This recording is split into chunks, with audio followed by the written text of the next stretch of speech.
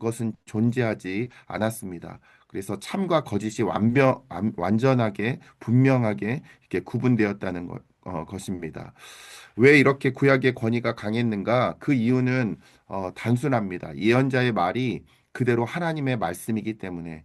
그러면서 저자가 대통령이 외교 사절을 보내서 그 사절의 말을 대통령의 말처럼 받아들여지는 것처럼 예언자는 하나님의 권위를 그대로 가지고 말했다. 이렇게 조금 이야기합니다. 그러면서 거짓 예언자는 한마디만 틀려도 다 거짓이다. 하나님의 이름으로 말했다면 100%다 정확해야 했는데 한마디라도 틀리면 그 사람은 거짓 예언자로 인정되었습니다. 왜냐하면 예언자는 하나님의 말씀은 온전히 전하기 때문에 오류가 있을 수 없기 때문입니다. 그러면서 오늘날 우리가 구약을 읽을 때 어떻게 읽어야 될 것인가? 오늘 우리가 구약의 예언을 읽을 때도 그 말씀은 여전히 완전한 권위를 가진 하나님의 말씀이다. 단순한 역사 기록이 아니라 지금도 하나님이 우리에게 하시는 말씀으로 받아들여야 한다. 이것이 여기까지가 1장까지의 내용입니다. 네, 이상입니다. 감사합니다. 네, 감사합니다. 이번에 곽동현 목사님 2장 신약의 사도들 바로 그 하나님의 말씀을 말하기 발표해 주시면 되겠습니다. 네, 이걸 보면서 참 학자들이 참 대단하다라는 생각을 했습니다. 왜냐하면은 저는 신약 성경의 사도들의 말씀과 일반 예언자들이 예언하는 뜻하는 단어들이 이렇게 같이 함께 존재한다는 사실조차를 몰랐거든요. 네. 한 번도 생각해 보지 않았던 문제들에 대해서 이제 다시 이제 다루고 있는 것 같아서 새롭게 또 새로운 걸 알게 돼서 좀 감사하고, 그러나 이제 이 책에서 말하고 있는 것은 이제 두 종류의 예언을 구분하지 않는다. 그렇게 좋겠다. 그러니까 사도들의 예언, 사도들이 하나님께 직접 하는 말씀과 신약 성경이 언급하고 있는 예언에 대해서 그 차이를 성경은 그렇게 말하지도 않고 또 이렇게 구분을 하면 오해를 불러일으킨다고 이렇게 얘기를 하는 것 같더라고요. 그래서 제가 보면서 이제 가르침과 선포에 관한 이야기를 이제 뒷부분에 다루고 있는데, 근데 저한테 이제 생각을 해봤을 때, 물론 둘 다 중요한 부분이지만 주일날 말씀 선포하는 부분과 상공부 말씀을 가르치는 부분에 대해서 저한테 이렇게 적용을 해봤을 때, 내가 좀 구분하면서 준비하지 않은가, 라는 생각을 좀 해봤습니다. 상공부는 가르침이고, 주일 말씀은 그냥 선포라고 이렇게 생각하면서, 많은 부분 이제 설교에 많은 초점을 두면서 이렇게 준비하는 것 같은데, 결국 상공부도 하나님의 말씀을 가르치는 부분이기 때문에, 구분해서 준비하는 그런 부분에 대해서는 좀 마음가짐이 바르지 않다는 생각을 좀 해봤고요. 저는 저 개인적으로 좀 적용해 봤을 때 그런 것 같고, 그 다음에 이제 마지막 부분에 오늘날에 이제 적용하기 부분에 대해서 저자가 이제 강조하는 부분이 이제 신약 성경의 글들은 하나님의 말씀 자체로 읽어야 된다. 그 어떤 권위나 순결성에 대해서 다른 어떤 것과 동동될 수 없다. 그러면서 말씀을 하나님의 말씀으로 여기고 읽고 믿고 외우고 사랑하고 소중히 해야 된다. 이 말씀이 저한테 이제 좀 새롭게 좀 다가왔는데, 어제 시찰 모임 때 우리 시찰장이 저희 지역 모임의 그 목자이시 이양재 목사님이신데, 거기서 우리 설교자들이, 목사님들이 성경을 볼 때 설교 준비를 위해 성경을 많이 보는 것 같다. 그게 유익이 없는 건 아닌데, 개인적으로 그렇게 큰 유익이 되지 않는 것 같다는 얘기를 하면서, 말씀을 우리가 개인적으로 가까이 하면서, 우리 자신에게 적용하면서 이제 말씀을 읽어야 될 것 같다라는 말씀을 하시더라고요. 그래서 그게 또 다시 한번 생각나면서, 내가 그냥 설교를 준비를 위해서 말씀을 보는 게 아니고, 나 개인적인, 나 개인을 위한 말씀을 봐야 되겠다. 나에게 말씀하신 하나님을 제가 만나고 그것을 성도들과 함께 나누겠다. 생각을 다시 한번 해봤습니다. 이상입니다. 네, 감사합니다. 어, 3장과 4장을 맡으신 목사님들은 지금 돌파 세미나에 참여를 하시기 때문에 바로 5장 김상호 목사님으로 가겠습니다. 김상호 목사님 5장 예언의 원천 하나님이 마음에 생각나게 하시는 것 발표하시면 되겠습니다.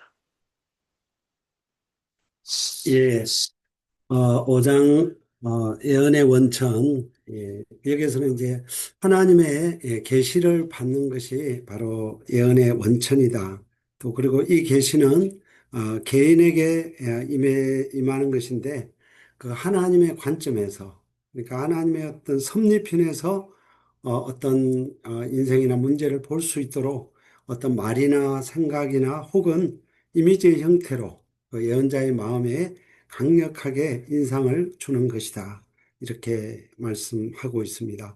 또 고린도 교회를 볼 때, 뭐 하나님의 어떤 계시가 임하고 또 한 사람이 예언을 하고 또 다른 사람에게 또 예언이 임하면은 그 다른 사람이 받아서 또 그 예언을 하고 그래서 이 예언이 신약 교회에서는 교회 유익을 위해서 사용되었던 것을 우리가 볼 수가 있습니다.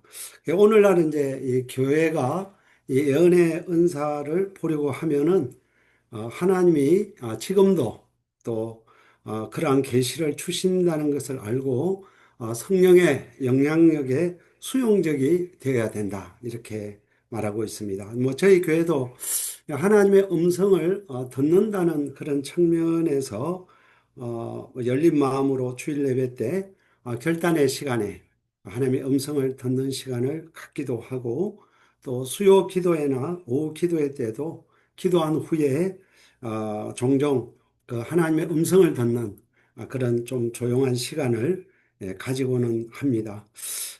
저는 오래 전에 그 예언의 은사를 한번 좀 접해 본 적은 있습니다. 그런데 이 책에서 나오는데 그 예언이 그 이렇게 하나님께로부터 온 것이라는 것은 인정을 하는데 그러나 이제 그 하나님의 예언이 하나님의 어떤 말씀이다. 그걸 너무 이렇게 좀 밀어붙인다든지 또 예언을 하나님이 주시는데 그 예언을 전달하는 그 예언자의 어떤 자질 뭐 이런 걸로 인한 부작용 이런 걸 보면서 또 교회에 참 수용하기 어려운 이런 점들이 많이 있었습니다. 그런데 이 책을 이렇게 볼 때 그런 점들을 아주 잘 지적을 해 주어서 그 예언이 부분적이고 또 예언자의 어떤 또 자질이라든지 또 전달 과정의 어떤 이런 해석의 오류라든지 뭐 이런 것이 있음에도 불구하고 또 예언의 은사가 오늘날 교회에 또 사람을 세우는데 정말 왜 필요한가에 대해서 잘 말해 주어서 도움이 되었습니다. 저는 지난 여름 전주 기쁨의 교회 수련회 참석을 해서 그 위로의 시간에 잘 훈련된 사역자들이 예언의 은사로 사람들을 처음 보는 사람인데 이렇게 하나님이 주시는 말씀을 듣고 이렇게 위로하고 격려하고 또 이렇게 하면서 참 교회를 아름답게 잘 세워가는 모습을 보면서 참 좋은 도전이 되었습니다. 오늘날에도 교회 유익을 위해서 하나님의 계시를 주신다. 이 사실을 잘 인식하고 저도 좀 더 수용적인 이 마음을 가지고 또 사모함으로써 저와 교회에 예언의 은사가 나타나기를 소망을 합니다. 그래서 예언을 하되 좀 이 책에서도 이렇게 강조하는데 잘 질서 있게 잘 이렇게 하고 또 좀 신사적으로 이렇게 잘 이렇게 또 예언도 하고 무엇보다 이렇게 겸손하게 하나님 말씀에 비추어서 또 교회 지도자의 검증을 잘 받는다 하면 이 예언이 교회를 세워가는데 아주 유익하리라고 생각이 됩니다. 이상입니다. 네, 감사합니다. 3분 룰을 지켜주세요. 네, 이번에는 김은수 목사님. 네, 바로 이어서 하시도록 하겠습니다. 김은수 목사님, 네, 6장입니다. 네, 네, 6장 예언과 가르침 서로 어떻게 다른 은사인가를 다루고 있는데요. 이 계시에 대한 보도는 그 예언이 필수 요소다라는 그런 이제 말을 하고 있어요. 그래서 예언의 그 핵심이 되기 위해서는 성령으로부터 계시가 와야 하고, 그리고 그 계시를 공적으로 보고할 때만이 예언의 그 요소가 충족이 된다라고 이렇게 또 말하고 있는데요. 제 마음속에 이렇게 좀 깨닫게 해주는 그런 부분들이 있었어요. 그 계시를 받은 것만으로 어떤 사람이 예언자가 되는 요소가 아니라는 것입니다. 예언자가 되기 위해서는요, 충족되어져야 될 그 요소가 있는데, 그게 바로 다른 사람에게 선포되었을 때에만 예언이 발생되었다라고 말할 수 있다는 것입니다. 그래서 흔히들 개인적으로 뭐, 하나님이 내게 이런 예언을 주셨다라든지, 이런 말을 하는 것은 오늘 저자의 그 의도에는 맞지 않는다라는 것을 또 생각해 보게 하고요. 그리고 제가 마음에 또 와닿았던 부분들이 있습니다. 저자가 그런 말을 했어요. 오늘날 많은 교회에서 예언이 없는 것은 주로 성령으로부터 오는 계시가 없어서가 아니라는 거예요. 지금도 여전히 성령을 통해서 계시가 내려오고 있는데 신자들이 자신에게 오는 그러한 계시를 인식하지 못하는 것에서 그런 예언을 받지 못하고 있다는 그런 점이었어요. 그래서 참, 이 부분에 마음에 와 닿았고, 여전히 성령께서는 지금도 우리에게 또 이 예언이라든지 성령의 그 일하심이 있는데, 그것에 너무 이렇게 모르고 살고 있다라는 점들을 깨닫게 해주고요. 그리고 또 예언이 전체 회중의 유익을 위해서 인식하지 못한다는 거예요. 예언이 교회 안에 또 인식하지 못하기 때문에 그 유익을 인식하지 못하기 때문에 이렇게 예언에 대해서 사람들이 인식을 하지 못하고 있다. 그렇게 말을 해주고 있습니다. 그래서 우리 교회 안에서 이런 성도들을 또 돕고 세워가는 일을 해야 할 텐데, 이런 일을 추구하기 위해서는요, 제가 먼저 그 기도의 자리에 좀 더 머물러 있어야 되겠다라는 그런 것을 적용하게 되었습니다. 이상입니다. 네, 감사합니다. 이번엔 노용수 목사님 7장 예언의 내용, 예언자들이 무엇을 말했나 바로 발표하시면 되겠습니다. 예, 7장 예언의 내용, 예언들이 무엇을 말했나 핵심 본문은 고린도전서 14장 3절 말씀입니다. 예언에서 미래를 알려주는 일이 있기는 하지만 예언의 유일한 기능으로 간주되어서는 안 되는 것이고 이것이 예언의 주요 기능이 아니라는 것과 만약에 미래를 알려주는 일이 있다고 하더라도 건덕, 덕을 세우는 일과 권면, 위로에 부합할 때만 가치가 있다는 것입니다.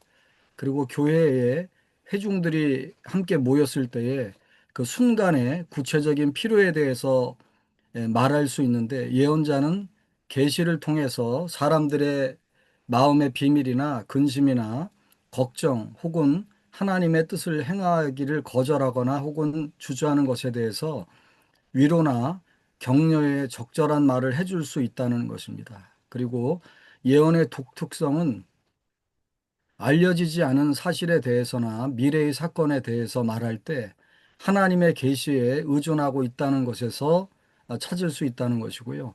예언의 목적은 덕을 세우고 권면하며 위로함으로 교회의 사역을 굳건하게 하는 데 있다는 것입니다. 그리고 예언자는 다른 사람의 유익을 추구하고 자신의 유익을 추구하지 않으며 사랑으로 예언을 해야 한다는 것이고요.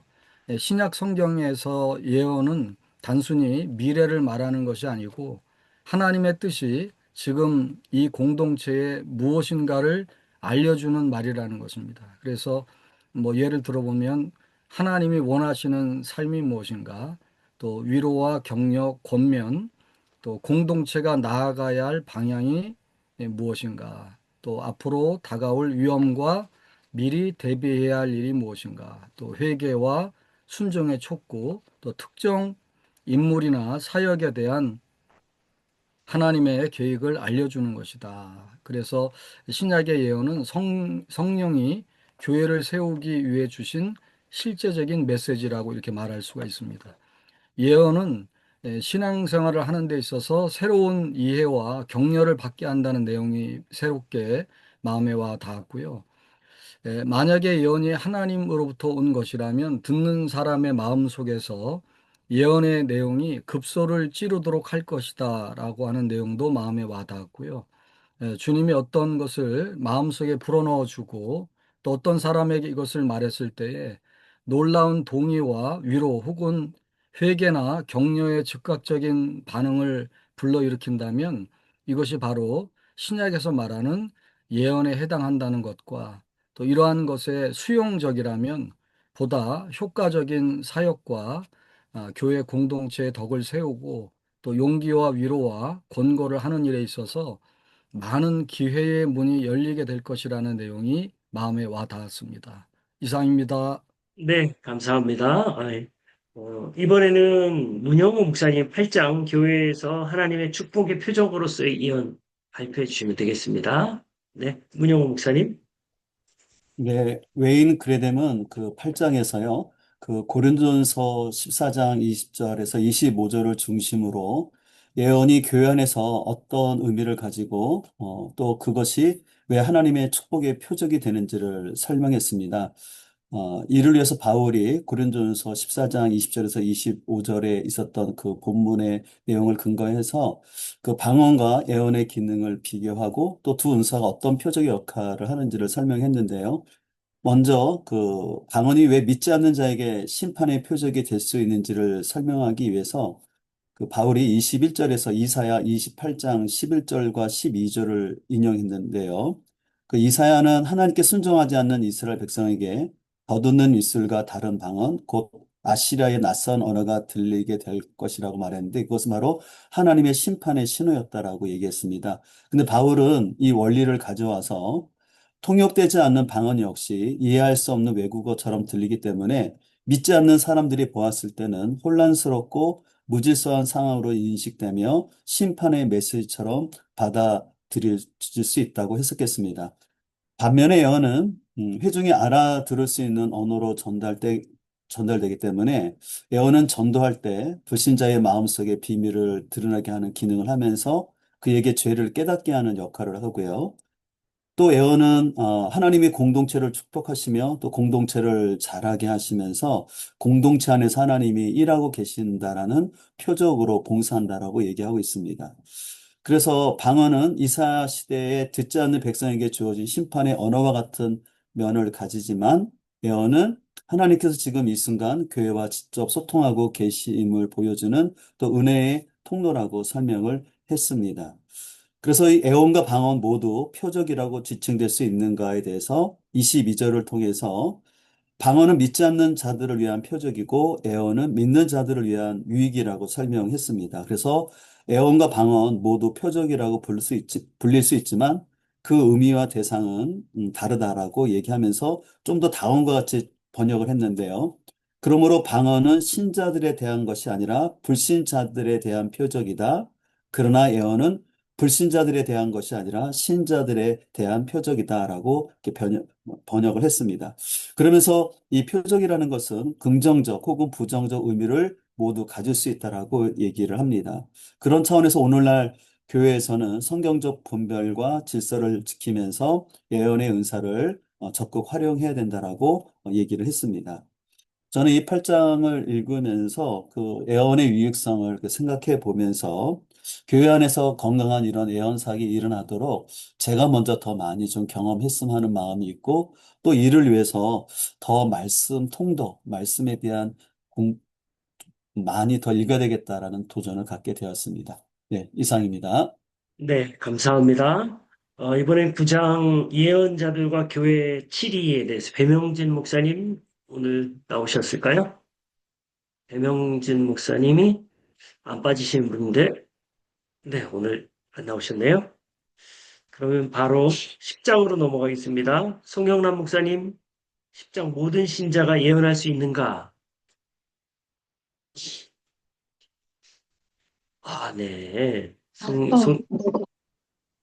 네, 송영남 목사님 예, 발표해 제가 주시면 되겠습니다. 준비했고요. 네, 발표해 주시면 되겠습니다. 예, 10장을 모든 신자는 예언할 수 있을 것인가 그 내용이거든요.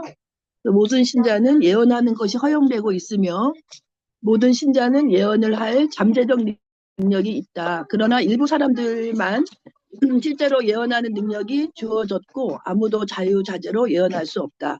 영적 은사들의 배분에 있어서 성령이 주권자이긴 하지만 통상적으로 그가 이 은사들을 배분하는 데 있어서 질서 있고 또 규칙적인 방식이 있는데 비록 아무도 자유자재로 예언할 수 없지만 특히 예언은 지속적인 은사 또는 거의 지속적인 은사인 것으로 보인다. 예언의 능력은 사람에 따라 차이가 있으며 바울은 신자가 예언의 능력을 향상시키도록 하기 위한 방법에 대한 암시를 제공한다고 되어 있습니다. 제가 지금 계속 요약하는 거니까 이해해 주세요.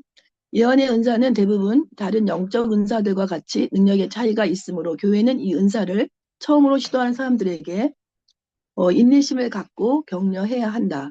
이 은사를 받은 사람은 그것을 사용함에 따라 능력과 강도가 증가할 것을 무엇이 계시이고 무엇이 아닌지를 구별하는 능력을 더 많이, 이 은사가 교회의 덕을 세운다는 증거를 더 많이, 계시를 교회에 도움이 되는 방식으로 보고하는 능력을 더 많이 받을 것을, 그리고 아마 보다 자주 또한 보다 광범위한 계시를 받을 것을 기대해야 한다. 그래서 바울이 고린도 사람들에게 명령한 것 같이 예언의 은사를 사모하는 사람들은 이런 질문을 해야 한다고 해요. 그것이 첫째, 나는 이 은사를 위해 진지하게 기도하고 하나님께 구했는가? 두 번째, 나는 지금 내가 가진 은사를 진실로 만족해하고 있는가? 세 번째, 나는 그리스도인의 성숙을 향해 성장하고 있는가? 네 번째, 나는 이 은사를 나 자신의 영광이나 지위나 명성을 위해서가 아니라 교회의 유익을 위해 원하는가? 다섯 번째, 나는 내가 지금 가지고 있는 은사를 교회의 최대 유익이 되도록 사용하고 있는가? 이러한 것들을 하고 나면 하나님은 이 은사를 주실지도 모른다고 합니다. 그리하신다면 하나님께 찬양과 감사를 드려야 할 것이다. 이게 요약이고요. 제가 이제 새벽마다 기도 생활을 좀 할 때에는 좀 예언을 좀 받아서 이제 제가 이렇게 느끼는 것을 나눈 적이 있어요. 근데 그거는 중국이 굉장히 사역을 이렇게 우리나라가 많이 중국에 가서 사역을 할 때에 하나님께서 중국을 통하여 세계 선교에 특히 이슬람권을 하게 되지 않을까 이런 생각으로 제가 이제 혼자 예언을 한 적이 있는데 지금은 이제 시진핑으로 인해서 어쨌든 막혔잖아요, 많이. 그래서 그 일들이 좀 아쉽게도 안 되지 않는가 이런 생각이 들고요. 그리고 저는 개인적으로 제가 이렇게 예언의 은사를 구한 적은 없습니다. 그래서 과연 예언의 은사를 할 수 있을까 이제 그런 생각을 갖고 있습니다. 이상입니다. 감사합니다. 네, 감사합니다. 예, 바로 이어서 송리진 목사님 11장 여성과 예언. 예언은 권장되지만 판단은 권장되지 않는다. 발표하시면 되겠습니다.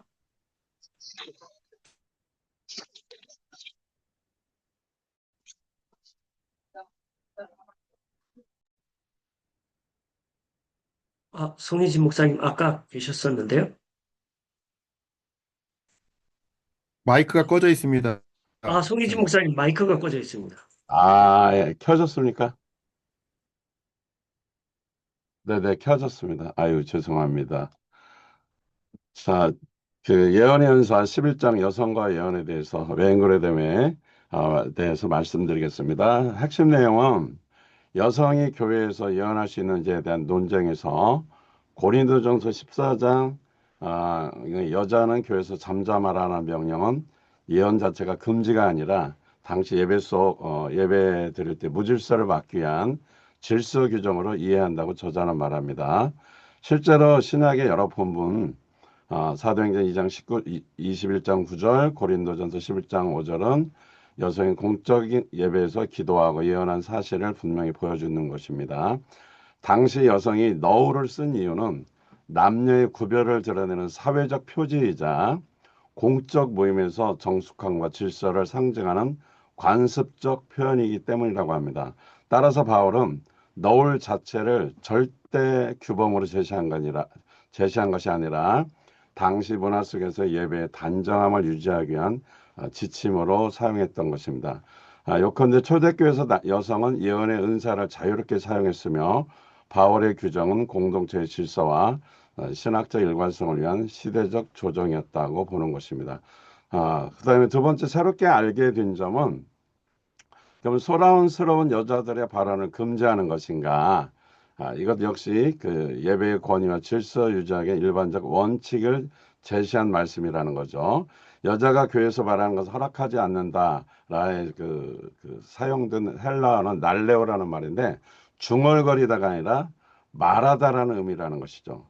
그래서 사도 바울 신약 성경 전체에서 약 298회를 이 단어를 사용했는데 바울이 60회 정도 사용했고 대부분 이성적이고 아주 그 명료한 발언을 의미한다는 것입니다. 이 단어는 또 고린도전서 14장 3절 또 둘이나 예언할 때 둘이나 셋이나 말하고 할 때 고린도전서 14장 29절에도 사용했다라는 것입니다. 따라서 이 명령은 여성 예언의 행위 자체를 금하는 것이 아니라 예배 중에 공동체의 질서와 권위의 원리를 조화롭게 이루기 위한 규정이다라는 것입니다. 두 번째는 여자가 예배에서 예언을 분별하는 것을 금지하는 것인가? 자, 이 말씀에 대한 해석들을 요한복음 14장 34절에서 35절, 14장 29절에서 예언을 분별하라는 구절과 연결해서 이해해야 된다는 것이죠. 바울은 예언자들에게 둘이나 셋이나 말하는 것이라 명령한 뒤에 다른 일이든 그것을 분별하라고 예언의 판단 질서를 세웁니다. 그 흐름 속에서 여자는 교회에서 잠잠하라는 명령은 예언 행위 자체가 아니라 예언을 평가하거나 판단하는 것을 제한하는 것으로 이렇게 의미하고 있습니다. 이렇게 외인구례됨이 그러면 오늘날 이것을 어떻게 그 여성 예언에 대해서 문제에 대해서 어떻게 적용할 수 있는가?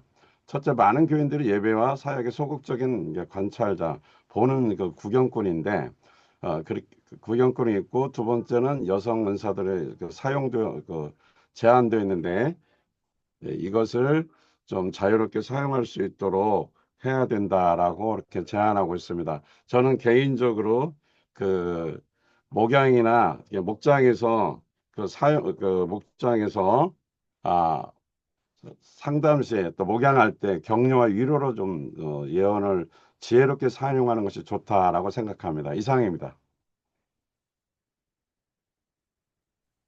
네, 감사합니다. 바로 이어서 우리 시민부 목사님 12장 예언의 지속 기간에 대해서 발표하시면 되겠습니다. 네, 내용을 뭐 잠시 얘기하면 고린도전서 13장 8절에서 말씀하는 그 예언, 방언, 지식과 같은 그런 은사의 지속 기간은 어디까지 유효한가? 뭐 온전한 것이 올 때 부분적으로 하던 것이 뭐 폐활이라고 하셨기에 예언의 은사와 같은 그 은사의 지속 기간은 주님이 오시는 날 그때가 될 것이다라고 이야기를 하고 있고 결국 주님이 다시 오시는 그날에는 이런 은사들이 필요하지 않기 때문에 이런 은사들은 주님이 다시 오시는 날까지만 유효하다라고 말을 하고 있어요. 그래서 예언의 은사는 오늘을 포함해서 예수님이 재림하시는 날까지 계속해서 존재할 거고 교회의 유익이 될 거다라고 주장을 하고 있고 그러나 교회 역사 초기에 예언자라고 주장하거나 예언을 한다고 주장하는 사람들이 자신의 말을 실제 하나님의 말씀인 것으로 잘못 다루어진 그런 일들이 있었고 또한 그들이 용납되는 경우도 있는 반면 또 그들을 따르는 추종자들과 함께 교회의 권위를 떠나서 분파를 이루는 그런 일들도 있었죠. 그래서 오늘날 교회에서 이런 예언이 사용되어야 되는가에 대해서 우려하는 경향이 많이 남아 있습니다. 이에 대해서 책에서는 회중 예언과 성소의 관계를 구분짓고 있어요. 성소의 예언은 더하거나 뺄 수 없고 있는 그 자체로 충분하고 무효하다라고 이야기하면서 이에 반해서 회중 예언, 뭐 신약 예언이라고 또 표현을 하더라고요. 회중 예언은 성도의 권위와 동등하지 않다, 오류가 있을 수도 있다. 다만 회중 예언이 갖고 있는 기능이 장래의 일을 예견하는 것이 아니라 고린도전서 14장 3절의 말씀처럼 덕을 세우고 권면하고 위로하는 것이어서 성도의 마음을 활기 있게 해주는 유익이 있다라고 이렇게 내용은 뭐 이 정도로 정리를 하고 있는데 그렇다면 이런 여러 가지 좀 생각이 좀 들 수 있는 부분이 그다음 예언을 할 때 뭐 기분 넘치는 교회에서 그 수련할 때 위로 기도하는 부분도 뭐 좀 포함될 수도 있지만 예언을 할 때 주님이 지금 당신에게 이러이러한 말씀을 주십니다라고 이야기를 하거나 내가 주님을 대신해서 말하는 것처럼 권면하고 위로하고 세워주는 말을 한다면 어느 경우는 직접적인 말씀을 받는 것 같아서 큰 위로가 될 거라고 생각이 들어요. 그럴 수도 있고 근데 자칫 누군가는 이렇게 예언하는 사람이 특별하다, 신비한 능력이 있는 것 같다라고 여겨서 의존할 위험도 있겠다라는 생각도 들 수 있겠다라는 그런 생각도 해봤고요.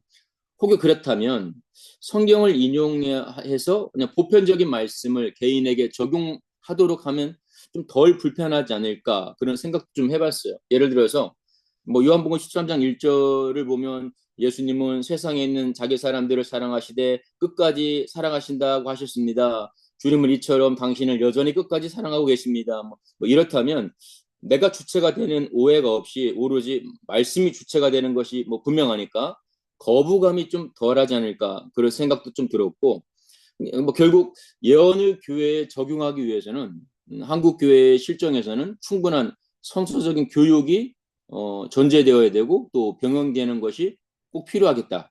이 생각을 좀 해보게 됐습니다. 이상입니다. 네, 감사합니다. 아주 중요한 부분을 지적해 주셨고요. 이따가 또 질문 시간에 하시면 좋을 것 같습니다. 네, 이번에는 안상원 목사님 13장 지역교회에서의 예언의 장려와 규제 발표하시면 되겠습니다. 네, 안녕하세요. 13장 말씀드리겠습니다.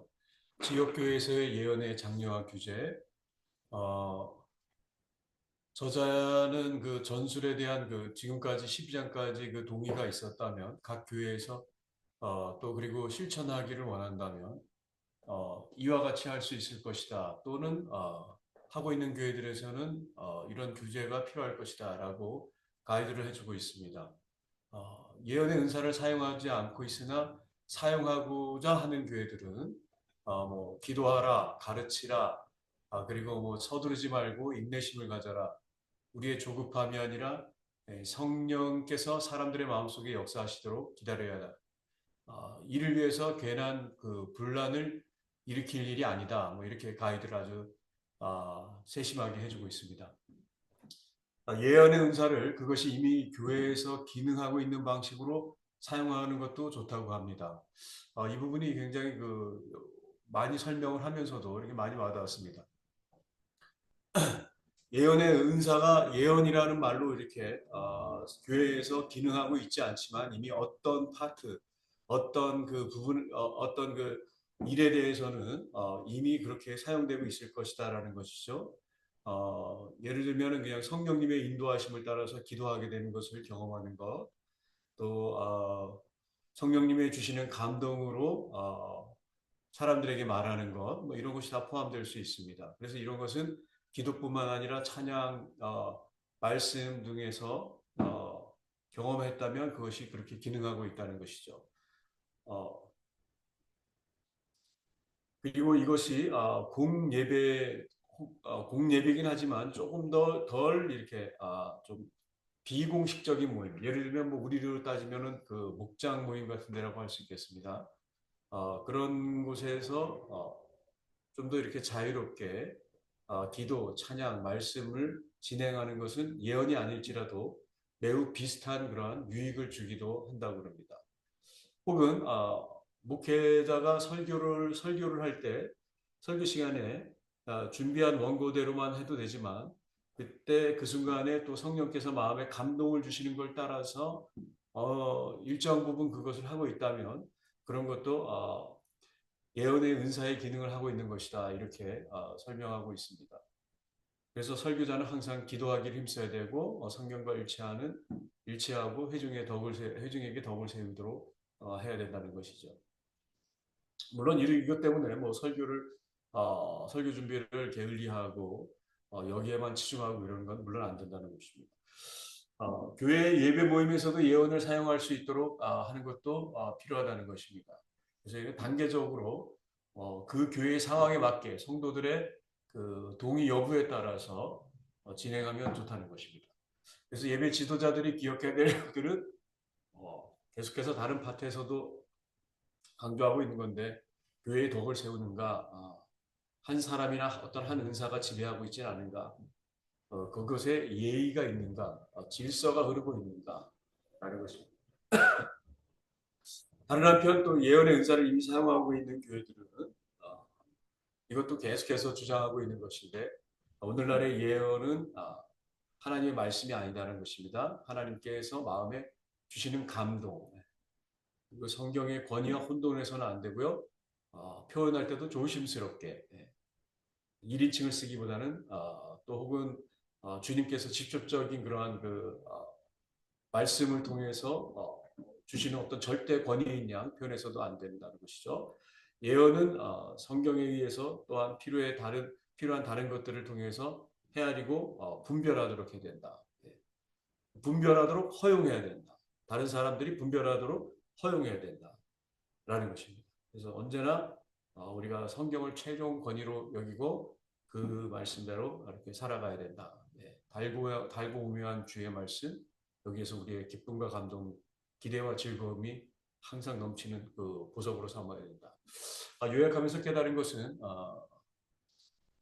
좀 이 책을 통해서 이렇게 이렇게 예언에 대해서 혹은 이 은사 일반적인 것에 대해서 뭔가 이렇게 좀 정리가 되는 듯한 그런 느낌이었습니다. 그리고 편안하게 사용할 수 있겠다. 그리고 자세하게 안내해 줘가지고 이걸 조급하게 할 게 아니라 편안하게 차분하게 잘 가르치면서 단계적으로 할 수 있겠다. 그리고 또 한 가지는 이미 우리가 우리라 저희 교회 같은 경우는 뭐 예언 뭐 이런 지혜의 은사, 지식의 은사 이런 건 아니지만 제가 목회 현장에서 이미 저도 모르게 그런 기능들이 나타나고 있었구나라는 것을 느끼게 되었습니다. 그것이 막 이렇게 은사네 막 이런 것이 아니더라도 삶 공부 시간에도 그렇고 예배 시간에도 그렇고 설교 시간에도 그렇고 헌신대에 나와서 기도하는 사람을 위해서 기도할 때도 그렇고 그래서 하나님 앞에 더 겸손하게 교회를 세우기 위해서 더 기도하면 하나님께서 또 이것도 저로부터 시작해서 좀 열어주시지 않을까 이런 기대하는 마음이 생기게 되었습니다. 이상입니다. 네, 감사합니다. 이번에는 윤준용 목사님이 부록 1 하시면 되겠습니다. 네, 마이크 켜시고 하시면 됩니다. 네. 1분 30초는 요약을 하겠고요. 1분 30초는 느낀 점 말씀드리겠습니다. 제가 읽은 부분은 구약성경과 신약성경의 예언과 예언자들, 성서적 신학적인 고찰이라는 제목의 부록을 읽었습니다. 이 성서적 신학적인 고찰하는 부분에서 신약성경 성경 전체의 예언은 하나님과 인간의 소통을 위한 수단으로 사용되었다. 그래서 인간의 사자를 통해서 하나님께서 말씀하시는 이야기고 하나님의 백성과 다른 사람과의 다양한 관계에 대한 이야기다. 하나님의 말씀이고 그리고 하나님의 다양한 사람들에 대한 관계에 대한 이야기가 예언이다. 이렇게 예언을 정의합니다. 그리고 예언자들과 예언에 대한 기본적인 원칙은 구약 성경의 성경의 모세의 하나님 말씀 전하는 예언과 그 하위 예언 이렇게 말하고 신약 성경에도 예수님의 예언과 그 하위 예언자들이 있었다라고 말씀하면서 하나님께서 인간과 소통하시는 방식 속에서도 하나님께서 상위 예언자들과 하위 예언자들을 구분하고 흰구약 성경에 그렇게 사용하셨다 하는 면들을 이야기합니다. 그리고 역사서와 예언서들 안에서도 상위 예언자, 하위 예언자들이 있었고 여성 예언자들이 있었다라는 이야기를 합니다.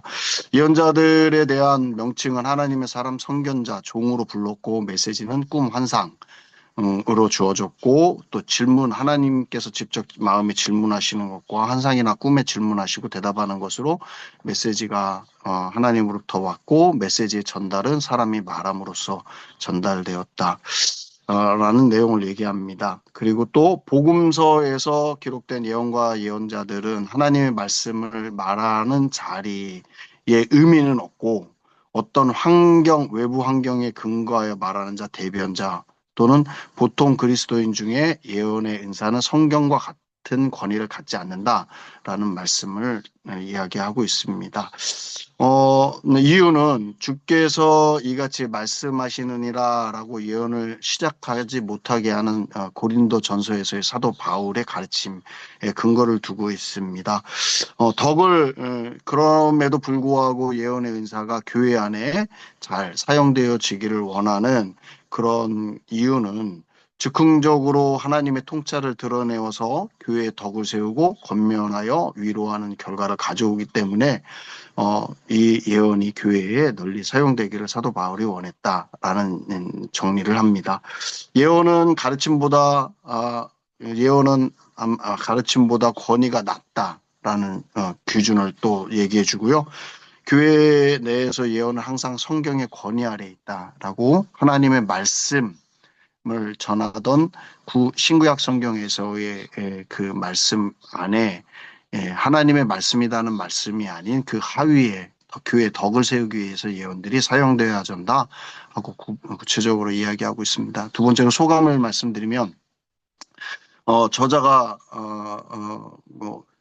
웨스트민스터 신학교에서 공부하고 또 캠브리지에서 박사학위를 받은 걸 보면서 대단히 스펙트럼이 넓으시다. 그러면서도 어떻게 공부를 잘 편안하게 하셨을까 이런 생각을 하면서 이분이 제시하고 있는 지금의 예언이 하나님의 말씀을 전하는 것이 아닌 사도 바울의 고린도전서 연구를 통해서 그건 하나님의 말씀을 전하는 예언이 아닌 하위에 있는 교회의 덕을 세우기 위한 예언으로서 충분히 사용하고 그것이 하나님이 교회를 세우는 데에 도구가 될 수 있도록 해야 한다라는 정리를 보면서 저도 고민이 좀 많이 줄어들었습니다. 예언의 은사, 그러니까 뭐 방언의 은사든지 치유의 은사든지 이런 은사보다 예언의 은사가 더 널리 사용되어져야 하는데 터부시해왔던 이유는 이거 하나님의 말씀의 권위를 갖는 그런 것이라고 생각을 해왔었는데 편안하게 뭐 교회 덕을 세우기 위해서 성령께서 즉흥적으로 필요한 것들을 말씀하시는 것에서 사용되는 것에 좀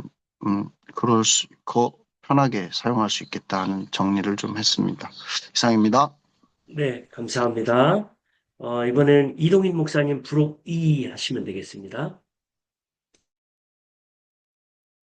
네. 부록 2에서 다루는 그 지혜의 말씀과 지식의 말씀의 의미를 함께 나누고자 합니다. 고린도전서 12장 8절에서 말씀이 어떤 사람에게는 성령으로 말미암아 지혜의 말씀을 어떤 사람에게는 같은 성령으로 지식의 말씀을 주신다고 했습니다. 이 구절은 성령의 은사 목록 중에서도 가장 자주 오해되는 부분 중에 하나인데요. 많은 사람들은 이것을 특별한 직통계시나 초자연적 통찰로 그렇게 생각할 수 있지만 웨인그루뎀은 성경적 근거를 통해서 다른 관점을 얘기합니다. 다음과 같이 설명하는데 지혜의 말씀은 초자연적 비밀을 아는 은사가 아니라 하나님께 주신 지혜로운 조언과 판단을 말한다는 것이죠. 예를 들어서 지도자가 공동체의 문제를 성경의 원칙에 따라 지혜롭게 해결하는 말이 여기에 해당될 수 있습니다. 또한 지식의 말씀 또한 미래의 사건을 예언하거나 신비한 비밀을 아는 능력이 아니라 성경적 진리를 명확히 이해하고 가르치는 은사로 해석합니다. 즉 하나님의 말씀을 분별하여 상황에 맞게 적용하고 설명하는 능력이죠.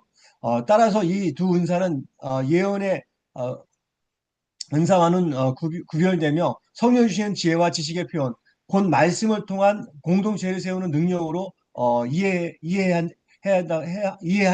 한다고 말하고 있습니다.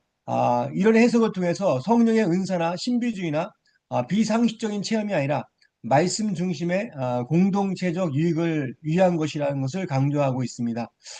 새롭게 제가 배운 것은 이번 이번 브록을 통해서 새롭게 배운 것은 은사의 본질이 단순히 초자연적 체험이 아니라 하나님의 말씀을 지혜롭게 적용하는 삶의 능력이라는 것이죠. 이전에는 지혜의 말씀과 지식의 말씀을 예언처럼 특별한 계시로만 생각했는데 오늘 그 부록 2에서 그리스도의 해석을 통해서 하나님이 이미 주신 말씀 안에서 지혜와 지식을 공급하신다는 것을 깨달았습니다. 지금 말씀을 묵상하며 성령의 도우심으로 상황을 분별하고 타인을 세우는 말 한마디가 바로 성령의 은사일 수 있다는 것이죠. 그래서 저는 이 적용을 하는 것은 우리 삶에 적용한다면 말씀 중심의 대화와 조언을 자꾸 실천하는 것이 중요하다고 생각합니다. 사람들과의 대화에서 내 감정이 아니라 성경의 말씀을 원칙으로 조언하고 지혜의 말씀은 지식보다 먼저 사랑과 겸손에서 나오는 것을 기억한다는 것이죠.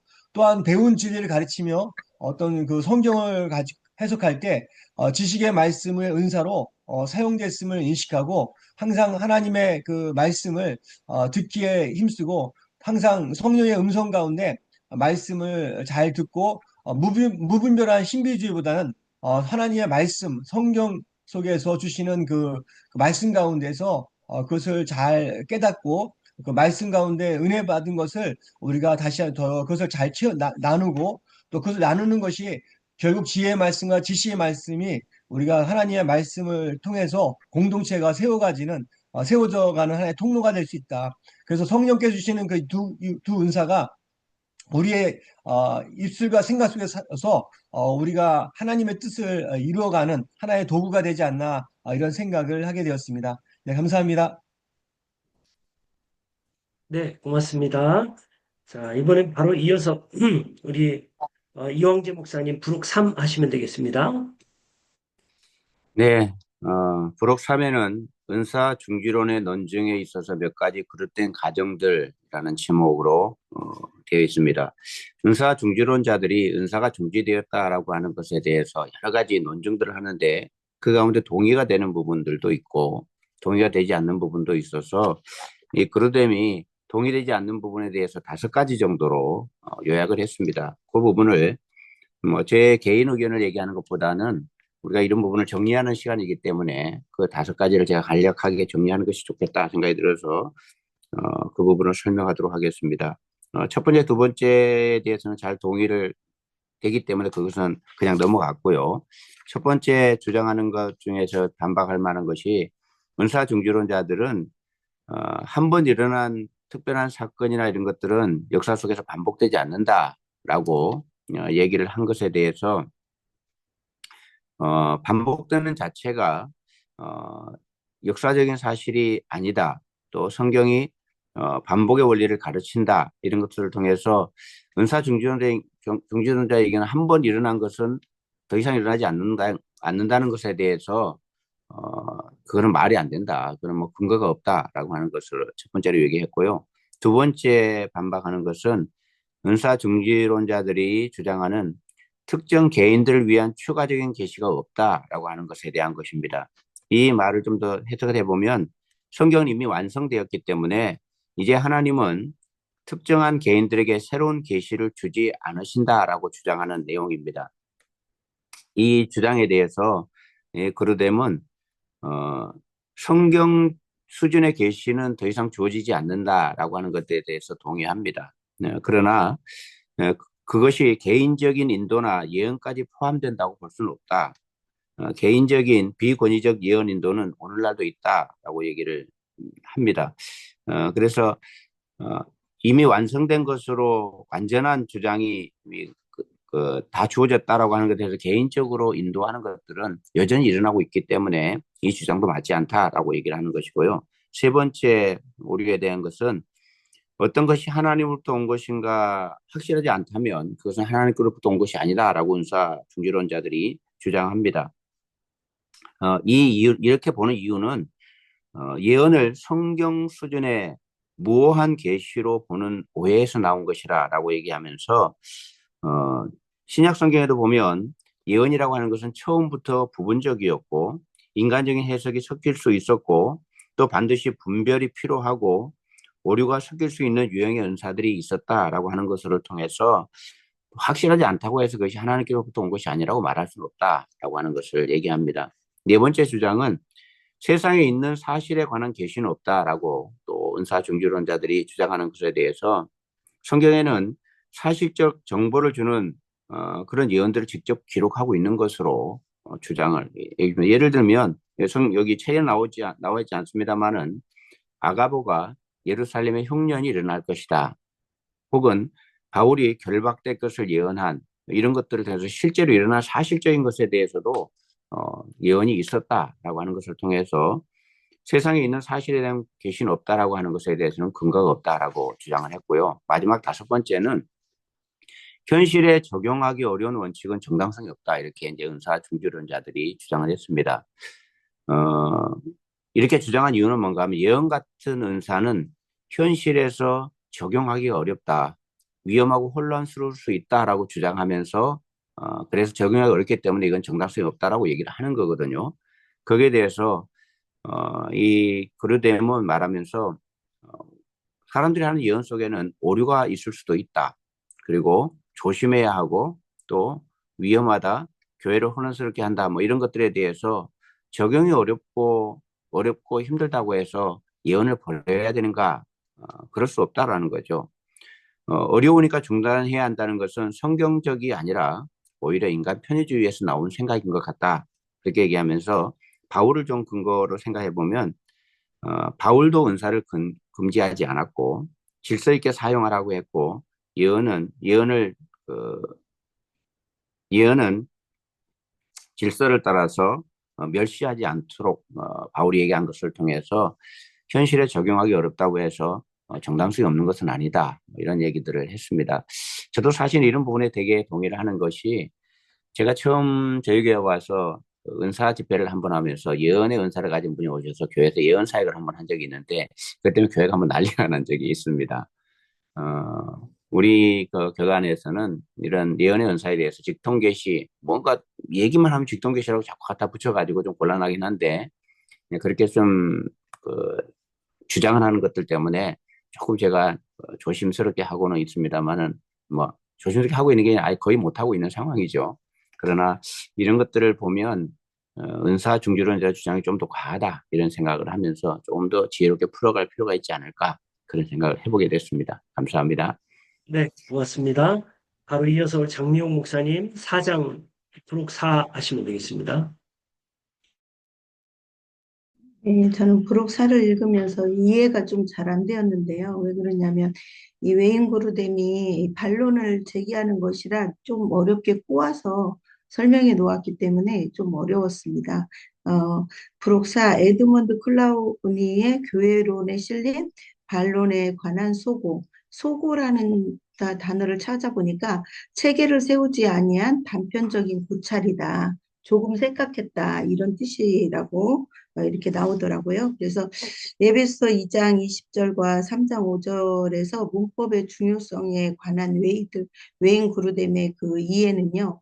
그 클라운이라는 이 사람은 웨인 그루뎀의 친구인 것 같아요. 그런데 그가 말하는 것에 대해서 이렇게 이제 반론을 제기해 놨는데 클라우니는 에베소 2장 20절과 3장 5절이 한 집단, 한 집단을 지칭한다는 나의 이해를 언급하면서 그루뎀은 이 에베소서 본문에 대한 그의 해석이 그의 입장이 결정적임을 인정한다고 말했으나 이 같은 이해가 내 입장, 웨인 그루뎀의 입장에서는 결정적이라고 말하지 않는다. 이렇게 조금 약간 꼬아서 이렇게 말해놨기 때문에 좀 이게 좀 어려웠습니다.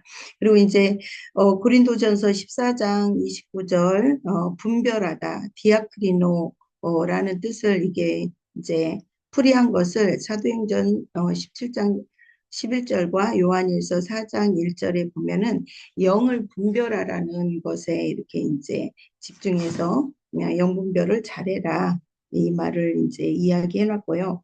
또 외인그루 되면 여전히 고린도전서 14장 29절에서 예언을 검토하고 분별하는 다른 이들이 분별의 은사가 있는 사람들만이 아니라 나머지 전체의 회중을 말한다고 이렇게 생각하고 있다고 이야기를 해놨습니다. 그래서 클라우니가 데살로니가전서 5장 21절에 범사에 헤아려가 실제로 예언을 멸시하지 말고 범사에 헤아리라는 문장의 그 전반부에 대해서 언급된 것을 배제한다고 주장할 때 그것은 설득력이 없는 것으로 보인다. 그래서 예언을 헤아리지 않는 것이 결코 범사를 헤아리는 것이 아니다라고 다시 이제 반론을 이렇게 제기를 해놨습니다. 그래서 처음에 읽으면 이해가 되는 것도 같고 다시 이제 꼬아서 말을 해놔서 이해가 또 헷갈리기도 하고 그런 부분이 많았습니다. 근데 이제 저는 이 부록 4를 읽으면서 결론적으로 웨인 그루뎀의 그 생각은 예언을 할 때 교회의 덕을 잘 세우기 위해서 영을 잘 분별하라는 그런 뜻으로 깨닫게 되었습니다. 이상입니다. 네, 감사합니다. 바로 이어서 정광훈 목사님 5를 하시면 되겠습니다. 부록 5 하시면 됩니다. 예, 부르고 그리스도인들이 여전히 예언할 수 있는 이유인데, 그 예언의 은사에 대해서 신약성서에 이제 가르침을 이렇게 보면은, 이 은사는 장래일을 예고하는 것이라고 정의하면 안 되고, 또 주님으로부터 받은 말씀을 선포하는 것이나 권능의 설교라고 정의하면 안 되고, 하나님이 즉흥적으로 마음에서 떠오르게 하신 것을 말하는 것이라고 정의해야 된다. 그래서 신약교회에서 예언의 은사는 성서나 사도의 가르침보다 낮은 권위를 가졌다. 그래서 신약성서 시기에 예언자의 단어의 의미는 신약시대에는 예언자나 예언이란 단어는 하나님의 절대적 권위를 갖고 말하는 것이 아니라 단지 하나님이 그들의 심중에 넣어주신 것이나 마음에 생각나게 해주신 것을 보고하는 보통 그리스도인들에게 훨씬 더 자주 사용되었다. 그래서 예언자들이 신적인 권위로 말하지 않았다는 표시에 대해서 사도행전 22장에 나오는 두루의 제자들이라든가 아가보의 예언이라든가 빌립 집사의 딸들의 이런 예언들을 이렇게 얘기했는데, 이런 예언을 했을 때 사도 바울이 이 신적인 존재를 구약 성경에 나오는 선지자들 같은 그런 예언에 대한 그런 위치를 가졌다면 아마 들었을 것이다. 이런 부분이 저는 좀 새롭게 느껴졌고요. 그래서 예언의 내용에 있어서는 덕을 세우는 내용이면 무엇이든지 다 포함될 수 있다. 그래서 고린도전서 14장 3절에 보니까 덕을 세우고 그리고 위로하고 격려하는 말, 이런 것들이 이제 예언의 은사에 포함이 된다. 그리고 마지막에 이제 8번에서 여기에서 예언을 무시하면 무엇을 잊는가에서 세 가지를 얘기했는데, 첫 번째로 예언하는 것을 하지 않으면 성서의 말씀에 불순종하는 것이 된다. 저는 이게 굉장히 좀 충격적으로 이렇게 다가왔습니다. 왜냐하면 지금까지 저희 교회에서 또 제가 어렸을 때는 이렇게 배우면서 이 예언의 은사를 이렇게 경험해 보지 못했거든요. 근데 이게 하지 않은 것이 이게 굉장히 큰 불순종하는 일이구나라는 것을 좀 이렇게 깨달아서 좀 더 제가 이 은사를 우리 교회에서 잘 사용할 수 있도록 더 공부하고 준비해야 되겠다, 이런 생각이 갖게 되었습니다. 들어주셔서 감사합니다.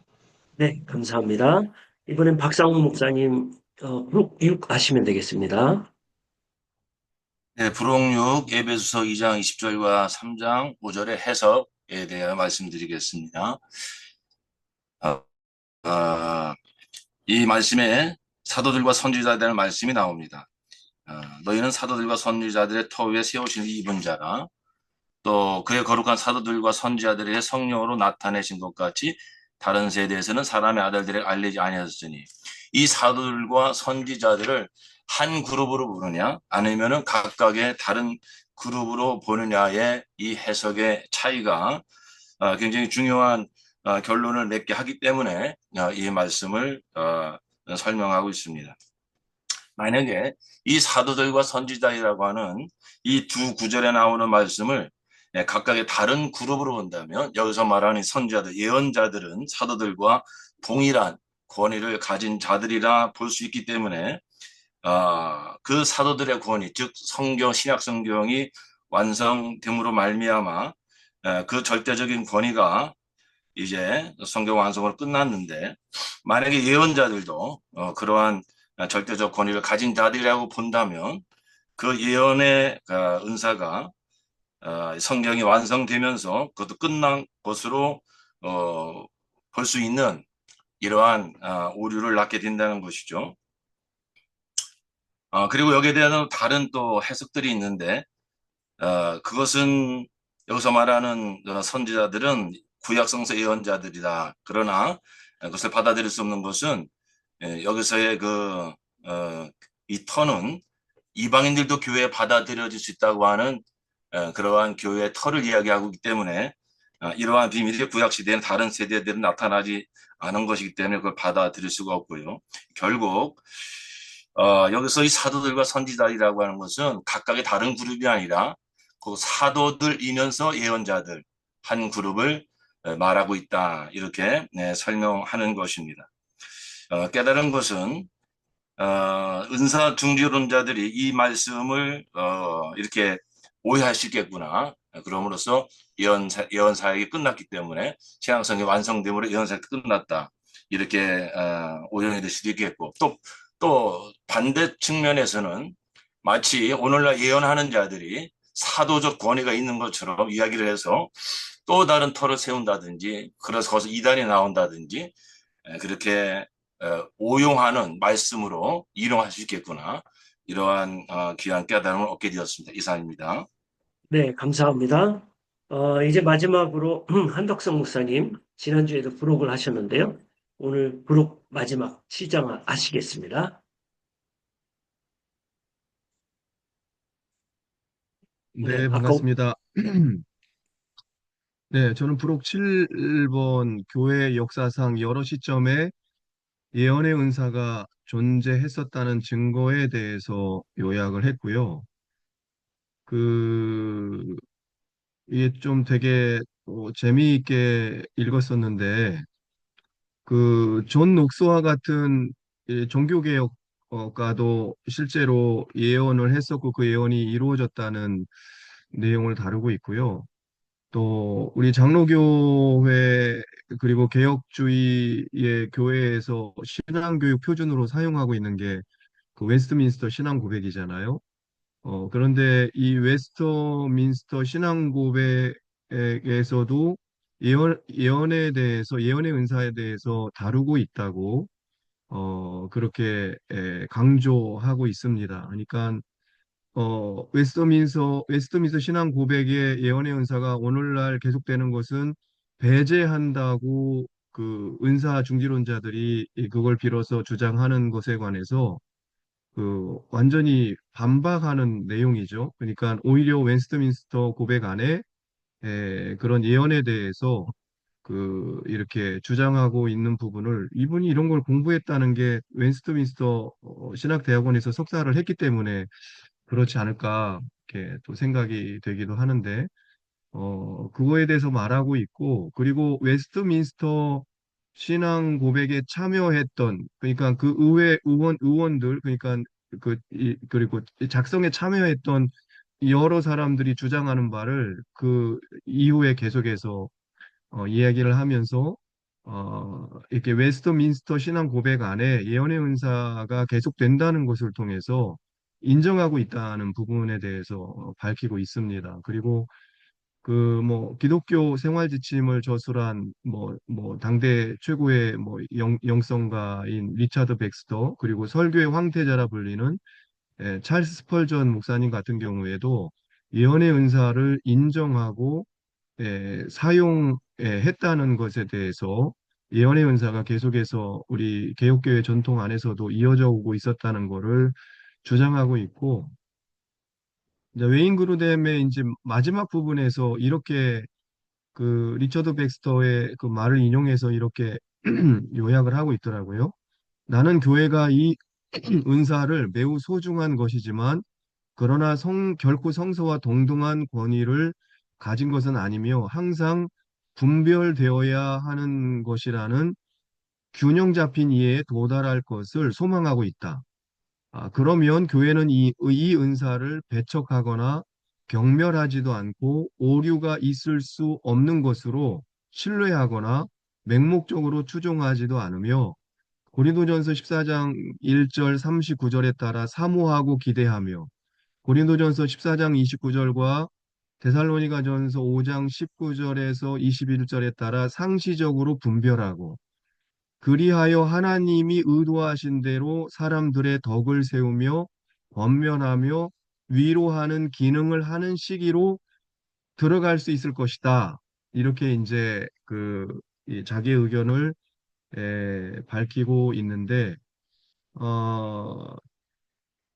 이것이 우리 기쁨 넘치는 교회 또 우리 김영주 목사님과 우리 함께하는 분들을 통해서 이 시기가 열려지는 게 아닐까. 네, 그렇게 저는 한번 생각을 해보고요. 저 개인적으로는 뭐 신학교 때 늘 배웠던 게 이게 예언이라는 것이 나비이고 히브리어 나비이고 이게 미래를 예언하는 자가 아니고 신의 부르심을 받은 자라는 의미를 계속해서 강조해서 배웠기 때문에 그래서 예언자는 미래 예언이 아니라 하나님의 말씀이 임한 자고 하나님의 말씀을 선포하는 자라는 이 딱 틀에 박힌 것을 주입을 받았기 때문에 뭐 예언하는 거를 인정한다 쳐도 예언하는 거는 예언 사역은 특별한 은사를 받은 사람들을 통해서만 이루어지는 것이지 저와 이렇게 관련되어서 저는 기록된 말씀만 잘 이렇게 전하는 것으로 이제 하나님의 말씀을 하나님의 뜻을 전하는 자로 이렇게 국한지어 왔었거든요. 그런데 이제 이런 제 삶과 사역의 어떤 그 과정들을 통해서 사도 바울이 뭐 저는 방언하거든요. 너희가 다 말하기를 원하나 특별히 예언하기를 원하노라. 이제 그런 말씀들 그리고 최근에 제가 이제 겪은 그 이렇게 것들 중에 제가 이제 아내와의 관계가 정말 많이 힘들었었고, 또 목회 사역에 있어서 그 아내와의 관계 때문에 목회를 제가 이렇게 더 이어갈 수 있을까? 그럴 때마다 정말 위기 있을 때마다 그 하나님이 그런 그 예언 기도를 하시는 그런 특별한 사역을 하시는 분들을 통해서 그 말씀해 주시는 게 제가 한 12, 13년 전에 들었던 그 태국에서 선교사님 특별히 예언하기를 원하노라 책을 이렇게 저술했던 분이시거든요.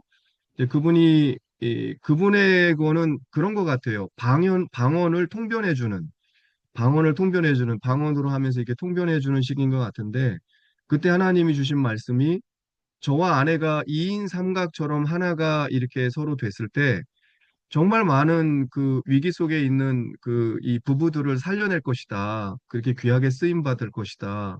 라는 그런 말씀을 통해서 이렇게 소망을 주셨고 그리고 이제 최근에도 그런 것들을 그 경험한 사례가 있었거든요. 근데 이거 나누기 전에 어제 그 트라우마 치료 사역을 하는 그 목사님을 만나 뵀는데 그분이 이제 말씀하시기를 정말 많은 그 크리스찬들이 그리고 목사님 사모님들이 그런 무기력감과 우울증에 빠져 있고 그 트라우마를 치료하기 위해서 정말 많이 온대요. 예, 그러면서 이제 하시는 말씀 중에 하나가 그 요즘에 무당협회에서 공식적으로 내놓은 게 그 무당들을 찾아오는 사람들 중에 거의 40%가 기독교인들이다라는 그런 이제 그런 이 통계 속에서 그럼 그 사람들이 왜 찾아가겠느냐?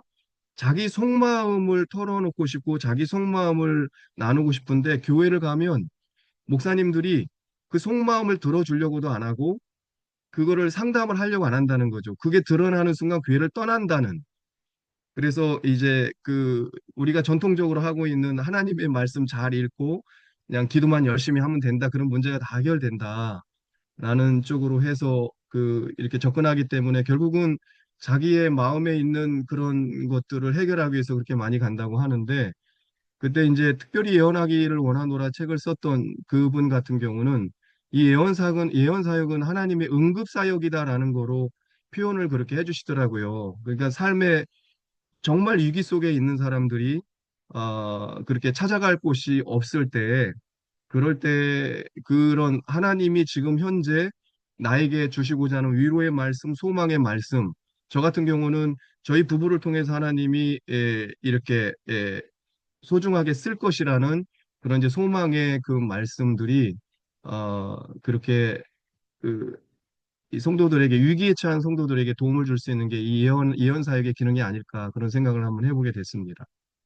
감사합니다. 네, 감사합니다. 네, 이렇게 해서 오늘 독서 토론은 끝났고요.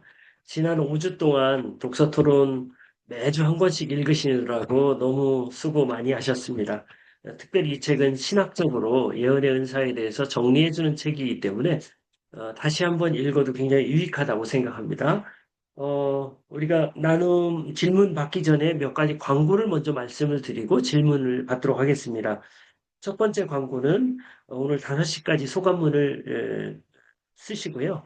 요약을 담당하신 목사님들은 꼭 본인 분량의 요약 부분을 올려놓으셔야 다른 목사님들도 같이 읽을 것 같습니다.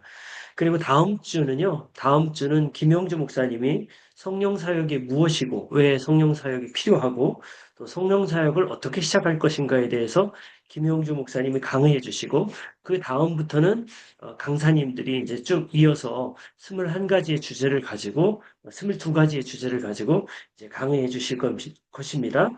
자, 이제 질의응답을 하는 시간을 갖도록 할 텐데요.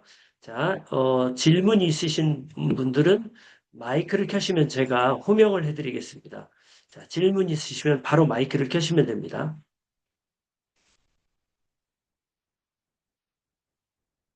네, 김영주 목사님이 나와 계십니다. 미국에서 지금 낮과 밤이 바뀐 상태에서 어, 비몽사몽간이시긴 할 텐데 그래도 답변을 하셔야 됩니다. 네, 오늘 질문이 없으신가 봐요. 네, 정민용 목사님. 네, 정민용 목사님 먼저 질문해 주시죠. 네, 예언의 은사가 그러면 긍정만 해야 되는 것인지 부정보다 격려와 덕과 위로를 세워야 되는 것이기 때문에 그리고 그 한 가지하고 또 두 번째는 성경 구절이 없으면 은사에 대한 그런 것이 안 되는 것인지 그리고 세 번째는 예언의 은사하고 긍정의 사고방식, 조엘 오스틴 같은 이런 거하고 어떤 차이가 있는지 그걸 질문드리고 싶습니다. 네, 김영주 목사님. 예, 항상 어려운 질문만 해가지고, 장민영 목사님 항상 어려운 질문만 해가지고 좀 사람을 피곤하게 만드는데, 그 순서대로 질문을 좀 정리해 주면 좋겠는데요. 첫 번째 질문이 뭐였죠? 항상 긍정만 해야 되는지 그거였죠? 네네, 네. 예. 이제 성경이 그렇게 기준을 정해주고 있기 때문에 덕을 세우고 권면하고 안위하는 것이다. 이렇게 했기 때문에 예언의 은사 자체가 사람을 세우고 공동체를 세우는 목적으로 사용되는 거기 때문에 예언의 은사는 항상 지지해주고 격려해주고 위로해주는 거, 그 틀에서 하는 게 가장 좋고 그것이 예언의 목적이기 때문에 그렇게 하는 게 좋겠다 이런 생각이 들었고요. 두 번째 질문이 뭐였죠? 성경 구절이 말씀에 근거가 없으면 예, 그렇지는 않습니다. 물론 가장 좋은 거는 예언의 은사 중에 가장 좋은 거는 성경 구절을 받아서 그 사람에게 해당 성경 구절을 직접 전해주는 게 가장 좋아요.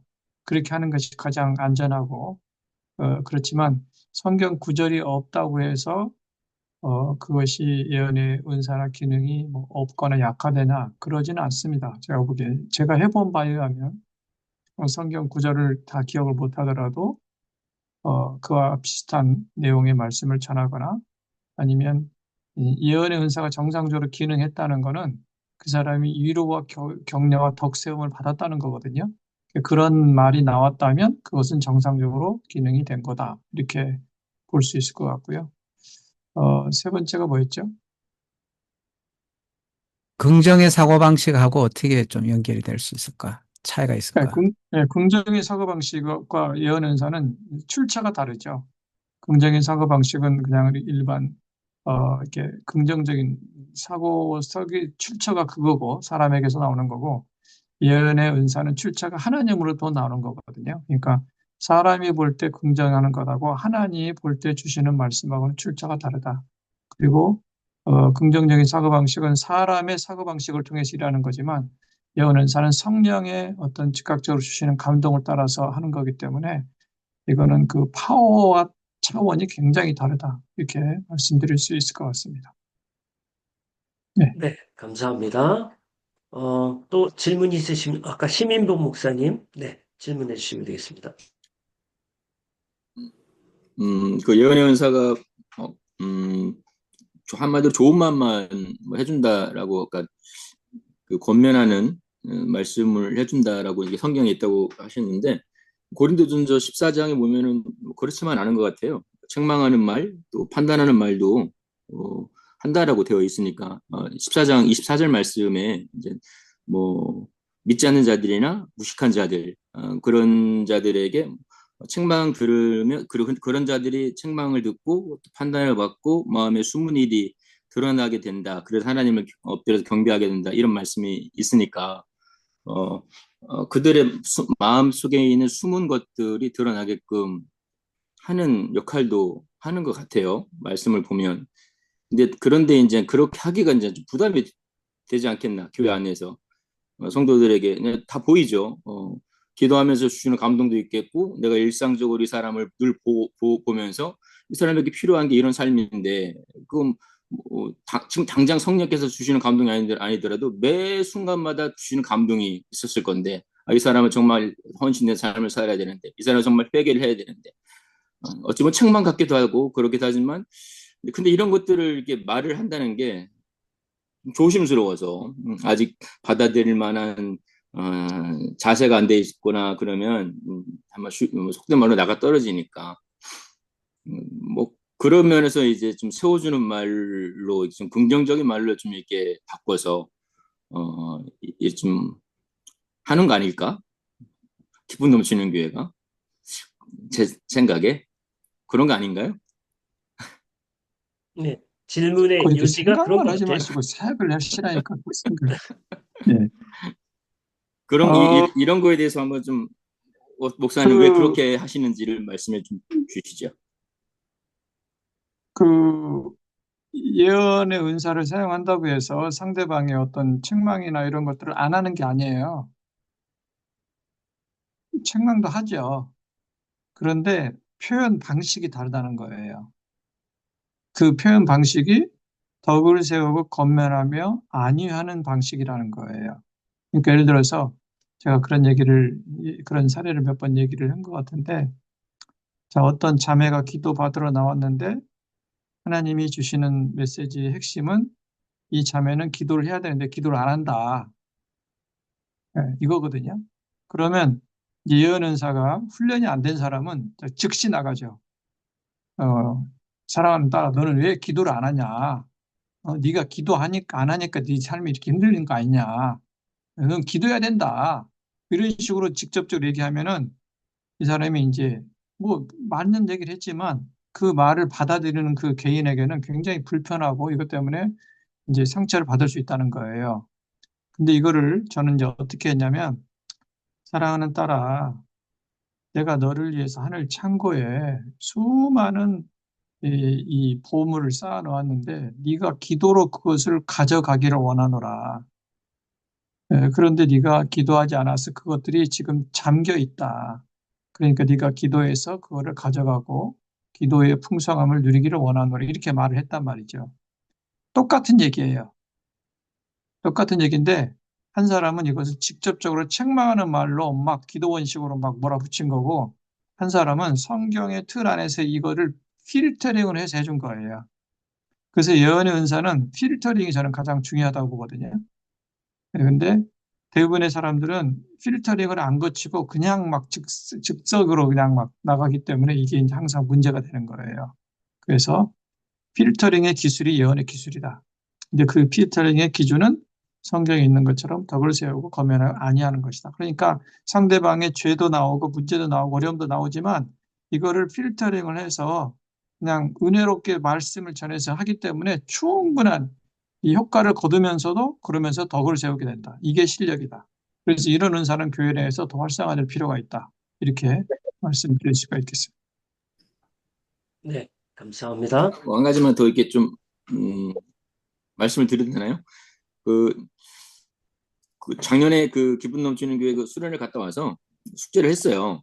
그 수요일 날 안수기도를 해야 되는데 그때 예언 기도를 해드렸죠. 위로 기도 해드렸더니 기쁨으로 받으세요. 받으시는데 이제 오늘 목사님이 특별한 기도를 해주시네.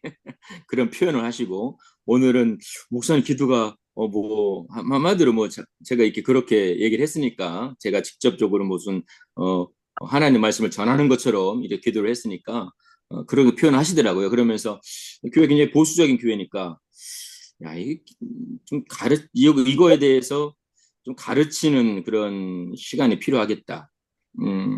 왜냐하면 익숙하지 않으면 자칫 이런 이야기들을 교회 서로들끼리 이야기하면서 야, 우리 목사님 조금 이상한 거 같은데 만약에 그렇게 얘기가 돌면 이거 조금 위험할 수 있으니까 그래서 가르치는 게 좀 필요하겠다.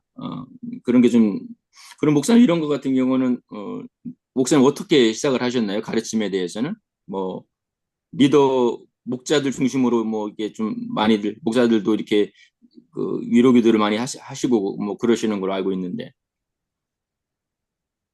가르치는 어, 거는 교육은 어떻게 교육은 하시나요? 이제 절대적으로 필요하죠. 이 예언의 은사에 대한 뭐 다 필요하지만 예언의 은사에 대한 교육은 왜냐하면 이 오늘날 우리가 예언에 대해서 너무 잘못된 그 생각과 잘못된 것들을 너무 많이 봐왔기 때문에 예언에 대해서는 아주 극단적인 반발을 하는 사람이 있는가 하면 예언에 대해서 지나치게 신뢰하는 사람도 있단 말이죠. 이 양극단을 정확하게 조정하기 위해서는 정확한 성경적인 교육이 필요한데 그 교육의 가장 좋은 교재는 제가 보기엔 여기 웨임 그루뎀의 예언은사라는 거고요. 이런 교육은 교회에 절대적으로 필요합니다. 그래서 교회가 활성화되는 게 목적이고 사실 제가 이제 예언은사 이 책에 대해서 이게 관심을 갖게 되고 은사에 관심을 가진 거는 초대교회가 모일 때 가정교회로 모였단 말이죠. 근데 가정교회로 모였고 목장으로 모였을 때 고린도전서 같은 거 보면은 너희가 모일 때 각각 찬송시도 있고 방언도 있고 방언 통역도 있고 예언도 있고 뭐 이렇게 쭉 있단 말이에요. 그러면 정규적인 우리의 오늘날의 주일 예배에서는 이것이 불가능해요. 근데 이제 이게 목장에서는 이게 가능하다는 거죠. 그래서 목장에서 사실은 예언의 은사가 활성화되고 이것이 하나님을 체험하는 방법이 돼야 된다. 왜냐하면 우리가 평신도 세미나 교제나 목회자 세미나 교환에 보면은 목장 모임의 목적이 뭐냐? 하나님을 경험하는 거다 그랬어요. 근데 최 목사님 거기서 두 가지를 얘기했는데 하나는 기도 응답을 통해서 하나님을 경험한다 이런 얘기를 했고 또 하나는 뭐라고 했더라? 하여튼 뭐 그 두 가지 얘기했는데 저는 거기서 이 성령께서 주시는 은사, 예언의 은사를 통해서 하나님을 경험하는 것. 이거야말로 직접적인 경험이고 강력한 거죠. 이런 것이 필요하게. 그러니까 목장에서 하나님을 경험하면 그 목장에 사람들이 빠질 이유가 없죠. 왜? 목장에는 하나님을 경험할 수 있으니까. 그런데 그 중에 하나님을 경험하는 가장 중요한 핵심적인 요소 중에 하나는 예언의 은사가 목장에서 나타나야 된다. 그러면 목장이 굉장히 파워풀해질 겁니다. 예. 네, 답변이 되셨는지 모르겠습니다. 이번엔 윤준혁 목사님 질문하시면 됩니다. 네, 목사님 감사합니다. 어, 이제 예언의 은사를 이제 성도들에게 가르쳐야 할 때, 네, 이제 첫 번째로 이제 이 책의 기본적인 가르침을 따르면 주께서 너에게 향한 하나님 말씀을 주셨다라고 권위를 덧붙이지 말아라 라는 것과 그다음에 교회의 덕을 세우기 위하여 사용되는 예언이어야 한다. 네, 미래를 내다보는 것, 뭐 그런 것이 아니라 하나님과의 관계에 대한 내용이다 하는 내용들을 가르치면 그래도 꽤나 기준이 잡혀서 예언을 사용하는데 좀 자유로울 수 있을 것 같은데요. 또 이 두 가지 앞에서 말한 두 가지 전제 때문에 그러면 말해지는 그 예언의 권위는 어느 정도로 받아들여지게 가르쳐야 하는가. 또 이제 그 예언하는 것에서의 그 질서 면에서 이제 제가 그 예언을 성도들에게 가르치고 성도들이 서로 예언하게 하는 모임을 만난 건 지난번 수련회 때가 처음인데 성도들이 이제 덕을 세우기 위한 그 모임의 성도들을 향한 하나님의 음성을 듣고 서로 예언해 주는 일들을 하는 것 저도 포함해서 같이 했는데 그때 이제 그 예언에 대해서 의문이 들었던 것이 무엇이냐면 그 성도들이 이해하는 하나님과 그들의 신앙과 그 경험 속에서 나오는 말들을 자기가 받아서 이제 하나님의 말씀은 아니지만 교회 덕을 세우기 위해 형제나 자매를 위해서 예언할 때에 그것이 짧거나 왠지 견해가 짧거나 이제 통합적으로 봐서 문제가 있을 때 그걸 어떻게 수정해 주느냐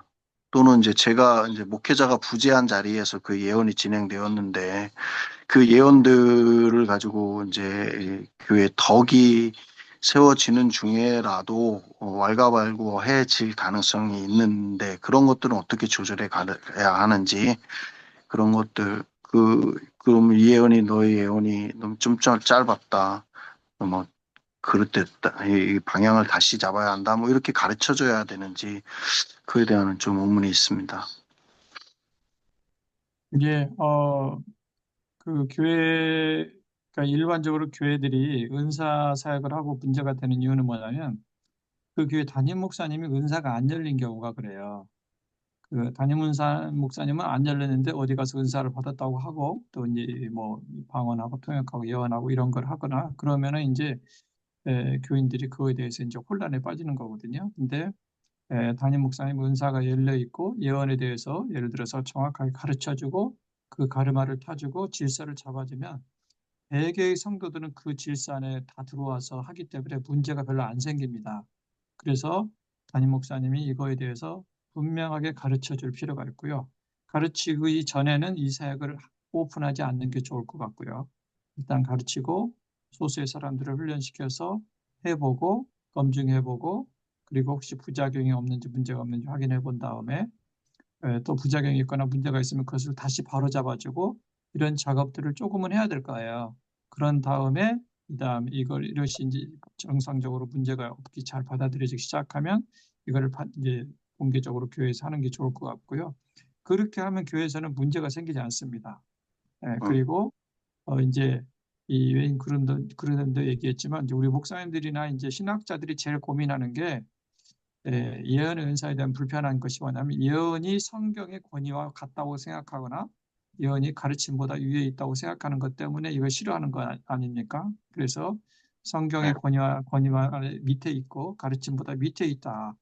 왜냐하면 사람들이 이렇게 안 가르치면 나중에 무슨 문제가 생기면 그 좀 뭐 이렇게 뭐라고 하는 말씀이 뭐라고 있습니까? 뭐 이렇게 자꾸 이렇게 듣기 시작한다는 거죠. 그러다 보면 나중에 문제가 있기 때문에 본인이 스스로 성경을 보면서 성경 말씀을 통해서 길을 찾고 또 가르침을 통해서 길을 찾는 방법이 더 우선적이다. 이거를 분명히 가르마를 타주고 그래서 예언하는 그 사역자들이 이거는 하나님이 직접 제가 받은 말씀이 아니고 이거는 그냥 하나님께서 주시는 감동을 제가 전하는 거기 때문에 틀릴 수도 있습니다. 이렇게 말을 해주고 한 자리를 까는 거죠. 그렇게 하고 해주는 게 좋다. 그런데 이제 문제는 그렇게 했을 때 그 말을 좀 가볍게 듣거나 그 말의 어떤 권위를 무시할 수 있지 않느냐.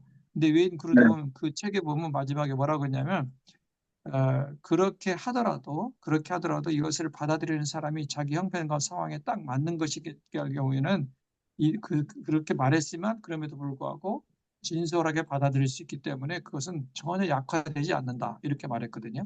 그래서 그 답이 맞다고 저는 봅니다. 그러면 그 예언의 말씀의 권위는 그 말씀 예언한 그 말씀이 그 사람에게 맞는가 또는 그 사람에 적용될 때에 그 권위가 나온다라고 생각하면 될까요? 예, 그래서 제가 우리 그 성도들한테 가르칠 때는 이 예언의 말씀이 맞았나 틀리냐를 가지고 말하기 시작하면 이게 복잡해진다. 이 예언이 성경적으로 됐다는 것을 알 수 있는 방법은 이 예언의 말씀을 듣고 그 사람이 덕을 세우고 위로를 받았고 격려를 받았느냐 이걸로 판단해야 된다. 이렇게 해서 이분이 이 예언의 말씀을 듣고 위로받고 덕을 세워졌다. 힘을 얻었다. 그러면 그거는 예언이 목적을 달성한 거고 이거 맞았냐 틀렸냐 이렇게 시작하면 이거 복잡해진다는 거죠. 왜냐하면 신약 성경에 나오는 예언도 그 아볼로 예언이나 이런 것들도 보면은 뭐 약간 부분적으로 안 맞는 것도 있었거든요. 그러니까 예언에 너무 권위를 듣다 보면 하나님이 하신 말씀이 왜 사람이 틀리냐. 그래서 예언 사역은 100번 맞다가 한 번 틀리면 그 끝나는 거예요. 그래서 이거를 미리 사전에 충분히 설명해줘서 얼마든지 그렇게 틀릴 수도 있다. 그러나 그것은 내가 받아들일 때 나에게 너무 큰 위로가 됐다. 그렇다면 그것은 예언을 기능을 한 거다 이렇게 보면 좋을 것 같습니다.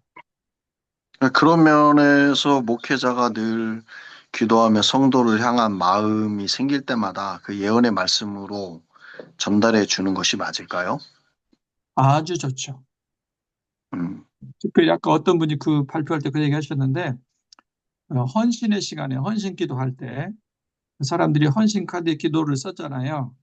그러면 그거를 보고 이제 목사님이 기도할 때 그거를 기도도 해주겠지만 그 순간에 그 페이퍼에 쓰이지 않은 그 순간에 하나님이 주는 감동을 가지고 기도를 해주잖아요. 엄청난 효과가 있습니다. 아마 최영기 목사님도 가끔 그렇게 하시는 것 같아요. 네, 감사합니다, 목사님. 네, 고맙습니다. 이번에 또 질문은 강승찬 목사님이 질문하셨습니다. 네, 김 목사님 설명 듣다가 질문이 생겼는데요.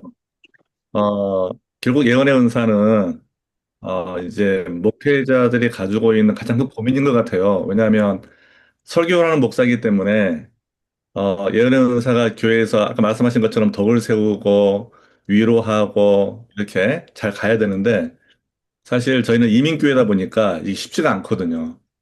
예, 꼭 가다 보면 아까 말씀하신 것처럼 이게 옳고 그름의 문제로 많이 가더라고요.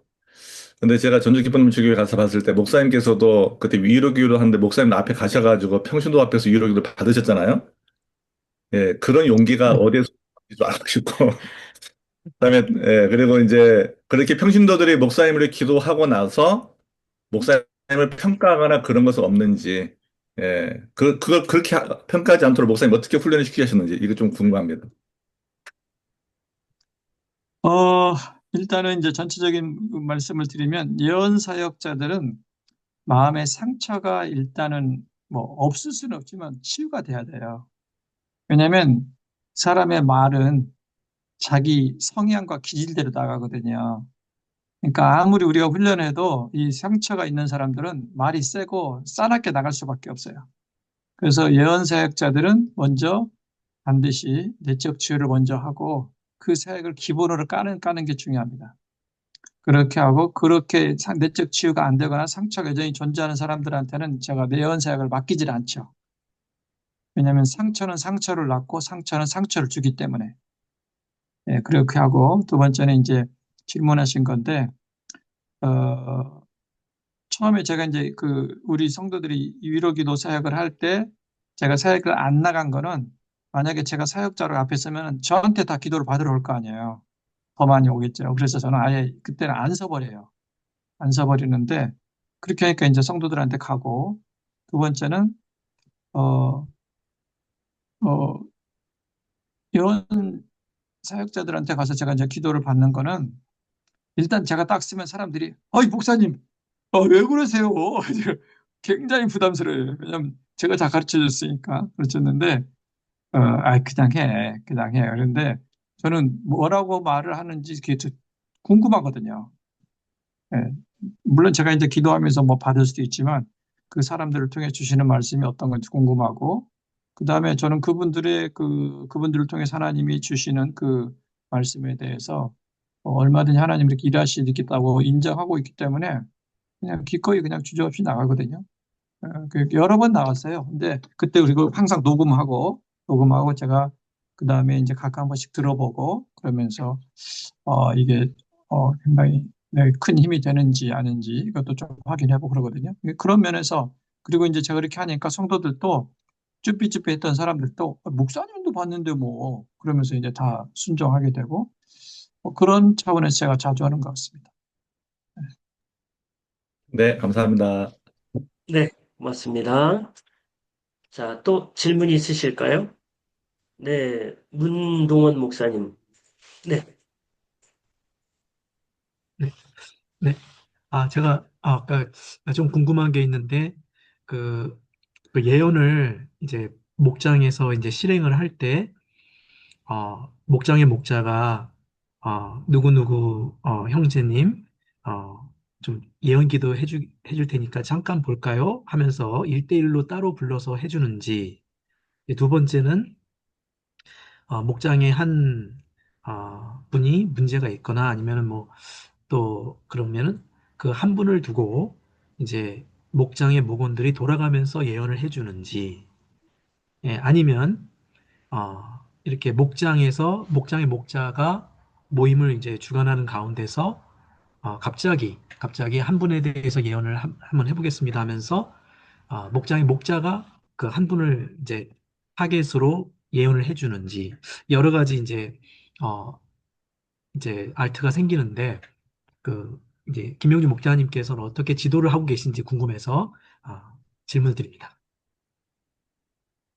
잘 지도하고 있습니다. 예. 예언 사역을 이렇게 그냥 이렇게 하루 특별히 떼가지고 뭐 이렇게 내가 예언했기도 해주겠다 이런 거는 저는 조금 별로 이렇게 자연스럽지 않다고 봐요.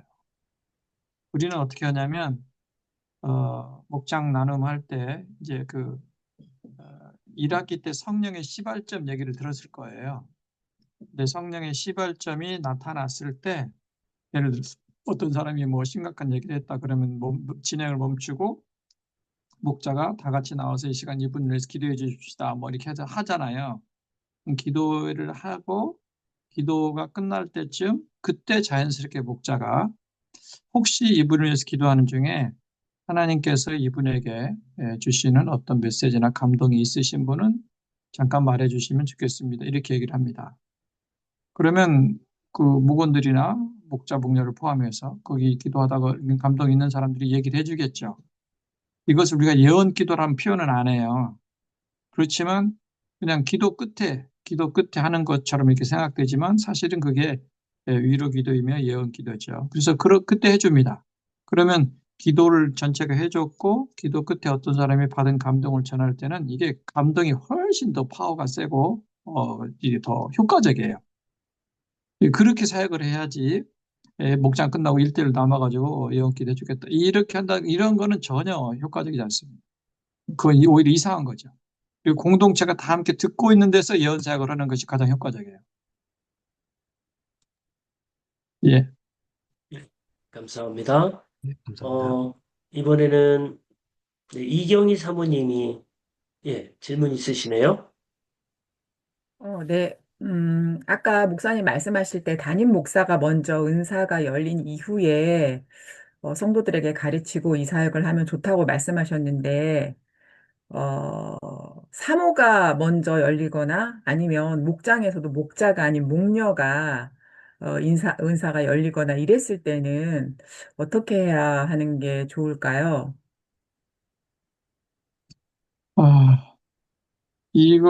그러니까 교회의 이제 질서를 생각할 때는 목사님이 이거를 가르치고 이렇게 정리를 해줄 필요가 있습니다. 그래서 목사님이 이거를 만약에 안 하신다면 그 교회에서는 좀 잠잠하는 게 좋을 것 같고요. 목사님이 이거를 이제 왜냐하면 목사님이 이런 은사를 활용을 안 한다 하더라도 가르칠 수는 있잖아요. 가르치고 열어주는 수는 있으니까. 그래서 가르치고 열어주고 이것은 목사님이 하셔야 되고, 그리고 그 중에 이런 부분에 특별히 좀 더 탁월한 분들이 생기세요. 그분이 사모님일 수도 있고 목녀일 수도 있는데, 그런 경우도 목사님이 먼저 열어준 다음에 예를 들어서 우리 사모가 이런 부분에서 굉장히 탁월하니까 사모의 도움을 받으라든지 이렇게 좀 안내를 해주면 좋겠죠. 그리고 목장에서도 목장을 하다가 목자가 이 시간에는 이렇게 목녀가 좀 기도해 주면 좋겠습니다. 이런 식으로 인도해서 목녀가 그때 기도할 때 위로 기도를 해준다든지 이런 식으로 하면 좋을 것 같아요.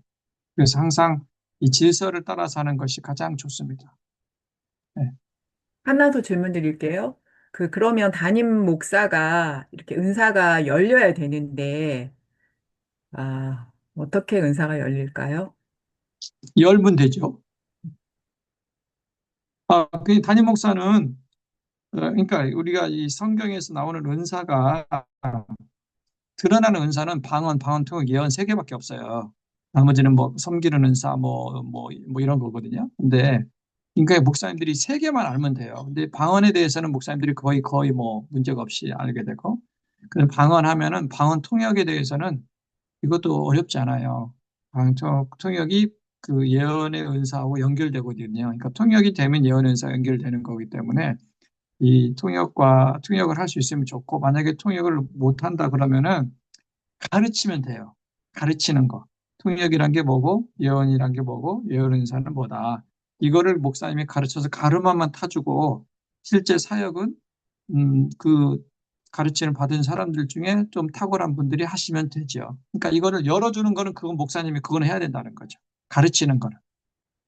네. 그리고 가장 좋은 거는 가르치고 샘플로 시범을 한두 번 정도만 보여주면 가장 좋겠죠. 이렇게 하면 됩니다. 이렇게 하고, 그 다음에 나머지는 이제 사모님이 좀 더 이렇게 적극적으로 한다든지 이렇게 하시면 훨씬 좋을 것 같고, 그럴 때도 목사님은 따로 그냥 가버리고 이렇게 사모님만 있는 게 아니라 목사님 뒤에 앉아 계시고, 그런 가운데 목사님 가르쳐 주시고, 목사님 뒤에 앉아 계시고, 사모님이 그 다음에 나머지를 지도하시고, 이렇게 하면은 가장 좋은 모습이 되겠죠. 네. 네, 감사합니다. 이번에는 안상원 목사님 질문 있으시네요? 질문 안 드리려고 했는데 목사님께서 은사를 열어야 된다 그래서 질문 드리는데, 그 여기 외인부로 되면 뭐 그런 표현은 없었지만 목사님 그와 그 교회 성도님들은 예언 기도를 할 때 좀 전에도 말씀하신 것처럼 거의 방언을 하고 그걸 통역하는 식으로 해서 예언 기도를 하지 않나 이런 생각이 들었는데, 특별히 그렇게 예언 사역이 충분히 일어날 수 네. 있는가에 대해서 좀 애칭 예, 좋은 질문인데요. 우리 성도들이 이제 방언하고 이렇게 말을 하기 때문에 사람들이 되게 그 방언을 통역한다고 생각해요. 사실은 통역이 아닙니다. 그거는. 그러니까 이제 제가 정리해드리면 어떤 거냐면, 우리가 어떤 사람을 위해서 기도를 할 때 그 사람의 상황에 대해서 우리가 잘 몰라요, 전혀. 그렇기 때문에 그 사람을 놓고 이제 기도를 하죠. 특별히 이제 방언으로 기도를 하면은 내 영과 하나님의 영이 그 순간에 교통을 하면서 하나님이 이 사람에 대한 여러 가지 이 인포메이션을, 하나님이 알고 계시는 인포메이션을 그 순간에 막 주십니다. 방언을 하고 있는 동안에. 그러면 그걸 받아가지고 내가 이제 말로 잘 정리해서 이제 격려가 되게 전해주는 거거든요. 그래서 조금 오해하시는 분들은 우리가 방언을 통역한다고 하는데, 통역이 아니라 사실은 방언을 하고 하나님이 주시는 말씀을 받아서 이렇게 전하는 거고요. 그럼 방언을 못하는 사람도 할 수 있냐? 당연히 할 수 있죠. 그냥 기다리면 돼요. 사람이 왔을 때 하나님, 이분에게 주님이 주시고자 하는 메시지가 뭔지 저에게 알려주세요. 이렇게 기도하면서 기다렸다가 하나님이 주는 감동이 있으면 그대로 전해주면 됩니다. 그런데 해보면 방언으로 할 때 이게 더 즉각적이고 빠르고, 그렇기 때문에 방언을 우선적으로 하는 거지, 방언을 해야만 되는 거냐? 그렇지는 않습니다. 제가 보기에는 방언 안 해도 얼마든지 할 수 있다. 네, 이렇게 말씀드리겠습니다. 네, 감사합니다. 시간이 많이 지났기 때문에 더 이상 질문은 뭐 다음 주에도 또 있으니까요. 어떠십니까? 오늘 꼭 질문을 하시고 싶은 목사님이 있으시면 마이크를 여시면 제가 호명해 드리겠습니다. 네, 5, 4, 3, 2, 1. 네, 감사합니다. 오늘 장시간 동안 수고하셨고요. 나눔 전에 다시 광고를 드리면 오늘 소감문 5시까지 써주시고요. 그다음에 다음 주에는 김용주 목사님이 성령 사역이란 무엇인가, 왜 이것이 필요하고 또 어떻게 시작할 것인가에 대해서 강의하시는데요. 다음 주에는 이제 발표가 없기 때문에 그냥 그동안 읽었던 책 이렇게 쭉 복습하시고 오시면 될 것 같습니다. 자, 이제 소그룹으로 나누겠습니다. 오늘은 소그룹 6개를 만드는데요. 제가 지금 컴퓨터 배터리가 없어가지고 저는 나가야 될 것 같아요. 그래서 혹시 제가 나간다고 해서 이게 꺼지지는 않을 것 같은데요. 일단 제가 소그룹을 만들고 나가도록 하겠습니다. 자, 6개로 일단 나눴습니다. 터치하시고 들어가시면 되겠습니다.